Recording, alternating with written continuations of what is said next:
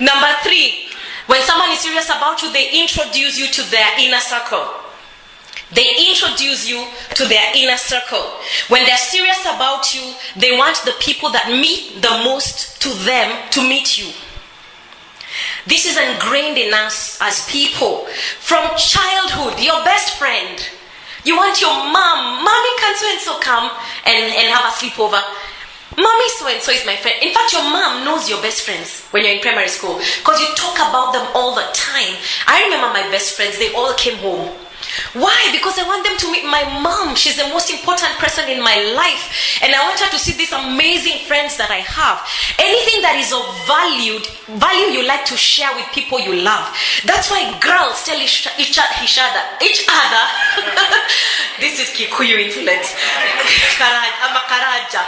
They tell each other about, have you ever told your girlfriend about a nice shoe? You have to see these shoes. You have to go to this restaurant. Why? We share things that are of value. If the person that is dating you has not introduced you to anyone in their inner circle, they are not serious about you. I remember, I don't know how long we had been together.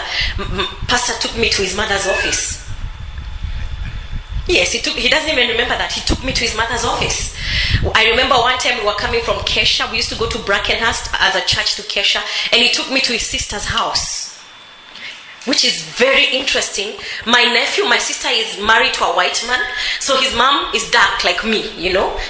So when my nephew opened the door, do you remember the first time I met my nephew? He was 1 year old. Now he's 20.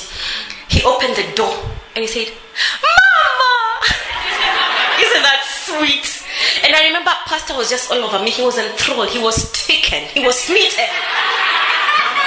It's like, hey, sweetie, Jesus. And I remember Michelle noticed, like, hiya, what do you talk of? Why are you taking all my attention? He yanked my earring. Because he used to dote over Michelle. But now he's doting over this person that Michelle has just met. But that's the thing, he took me to his mom's office. This is before any formal arrangement. He wanted me to meet his family. Our first date was in an event where his brother-in-law, who was a flower farmer, was doing in a flower conference. And I remember he took me and he introduced me and said, "Hi John, this is Judy." And John, he just said, he's Dutch. "Is this your girlfriend?" And I could see him just saying, "No, don't say that. It's the first date." But when you find something you like, when you go to a shop, for us who are married, I find a nice cologne, I want to get it for my husband. You find a nice pastry, you want to bring it home to your wife and children, because something that's good you want to share with those you love. Someone who is serious about you will introduce you to their inner circle. They want to show you off, but they also want their inner circle to experience the blessing of you. If you don't know any friend, you don't know any family member, they date you in secret, they are not serious enough. They may not think you're that valuable to share. They keep evading. There's also a disclaimer here. Sometimes they may not introduce you because they have terrible family issues. Have you ever had those families where it's bad? But there's always someone in their life who they really treasure. It could be a friend. As pastors, we feel great when people come and say, "This is my girlfriend." Have they introduced you even to their pastor? Someone that they really honor. They will want to introduce you to their inner circle. John chapter 1 verse 34. These are stories that give you an example. They may not be romantic, but they explain this principle.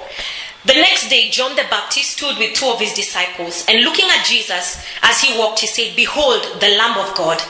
The 2 disciples had him speak. You have to understand, in those days, disciples were not people who came to church on Sunday. They lived with their master.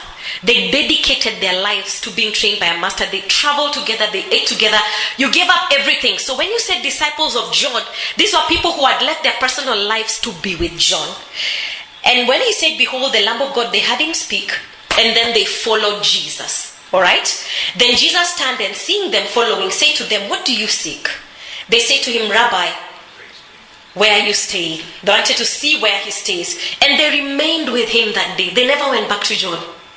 They followed Jesus, okay? One of the 2 who had John speak and followed him was Andrew, Simon Peter's brother.